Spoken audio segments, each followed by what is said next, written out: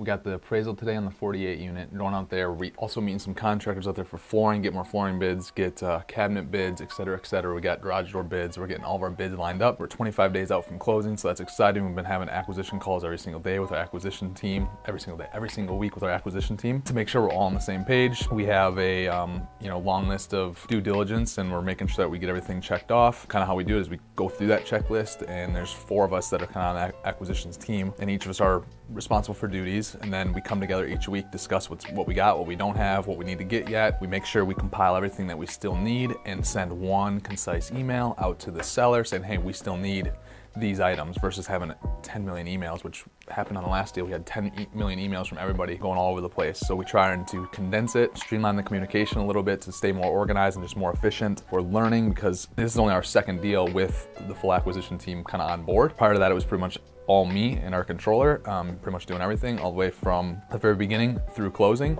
And so getting more people on board, like one of the people that is on board, that's her job, her responsibility to run that property for the first 60, 90 days or oversee it. So she's involved from the very beginning and can help be a part of the business plan and get the business plan straight. And we're selecting which units we're gonna go through and do. We already went through all the units about a month ago or so for our inspection. And with the inspection, we use a software that we can kind of check off what type of shape the appliances are in, the floorings and whatnot. So we know the condition of each unit, each apartment. And so we're making a plan right now. Okay, these ones are currently month to month. So we're making a plan for those ones. Which ones are gonna be a heavier lift, a little bit lighter lift, maybe not much other than a basic turn, and hey, let's bump the rents. So we're just getting all that stuff set up. The next thing is now I'm trying to get ahead of the game and really reach back out and call on my database people. There's call owners trying to dig up new deals, right? There's a lot of people out there right now that are saying, hey, there's no deals out there to be had. And I'm like, BS, you just got to put in the work. And so like for me, over the last 10 years, like every single deal I look at, I keep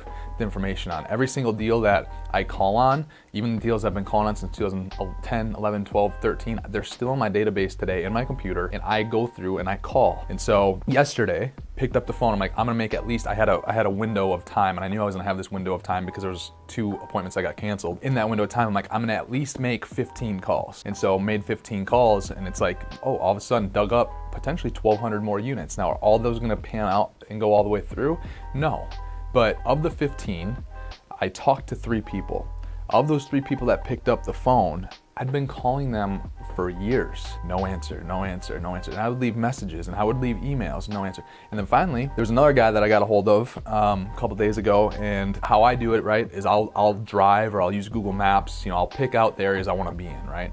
I'll drive or I'll use Google Maps. A lot of times I do both. I'll get addresses, right? So I write the addresses down. In this one area, I wrote this one address down and made a call. Back up, write the address down. Before I make the call, I gotta find out who to call, right? And so you're probably asking, how do you figure out who to call? I found the address.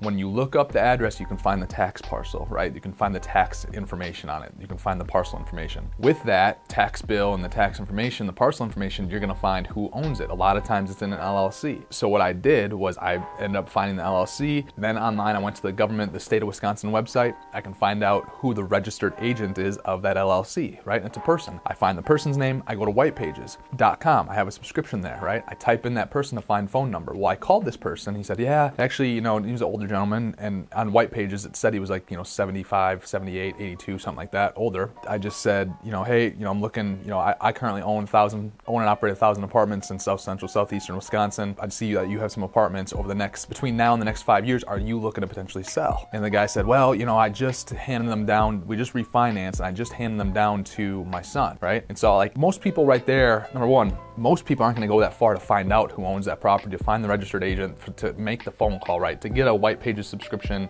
and call these people, right? Well, I did, right? Now, the other people, here's where I set myself apart again, is most people say, oh, okay. What I did is once I heard that it was now in his son, hey, what's your son's name? Oh, we got the same name. He's so-and-so the third. And I'm like, okay, can I have so-and-so the third's? How do I get a hold of him? He gave me a phone number. And I said, now, is this phone number gonna go to his office and there's gonna be a gatekeeper that won't let me talk to him? Or is this his direct line? Well, that's his office line. Okay, is this the direct line to his office, or is it gonna take me to a receptionist? Well, that'll probably take you to his receptionist. Okay, do you by chance have a direct line to him? Yeah, sure, let me give you his cell phone. Right, so I got his cell phone number. Then I hung up the phone with him, called the son on the cell phone, and he picked up, and he wants to talk about letting go of his 400 units that he's got. So it's just being able to put in the work, There's deals out there. There's always deals out there. Do we have to look harder right now? Yeah, we got to look harder right now. Do we have to spend a little bit more time to do it right now? Yeah, we got to spend a little bit more time to do it right now. Do we got to look at a few more deals to find the one deal that is the right deal? Yeah, you probably got to look at a few more deals to find the deal that is the right deal. But there's definitely deals out there. And so that's some of the stuff that I shook up yesterday. Tomorrow, out of making those calls yesterday, tomorrow I'm meeting with another owner, right? So you just got to be proactive. You have to be disciplined. You have to do the things that are uncomfortable. You have to do the things that you don't want to do. You have to leave a lot of voicemails. You have to send a lot of emails, and then you have to continuously follow up over the years. It's not a one call and done. It's anytime someone gets on my database, I'm like, man, I'm gonna keep calling you. Like everyone that's in our investor database, I believe they're gonna invest with us. Every single person over the next 10 years, they're gonna invest with us. And that's the same way I treat when I call in these deals. I'm like, they're not going to sell to us now, but they're going to have to sell at some point in the future, so let's stay in touch with them. So that's been my mindset. That's what I wanted to share today is just, especially as we're starting the new year. About 7 days ago, we did the Dominate 365 webinar, so you don't even have to wait for a new year. Just go Dominate 365. Start tomorrow. If you didn't start on January 1, start tomorrow and make it a new 365-day spree where you just go on a roll and crush it and do the things that you weren't previously doing. Do the things that I've been talking about through these channels, on this content over the last 2, 3, 5, 6, 10 years now. I mean, you can see that what I'm doing and what I'm talking about, I'm clearly doing it. It's coming from experience because of the progress. We had, 10 years ago right now, 0 apartments.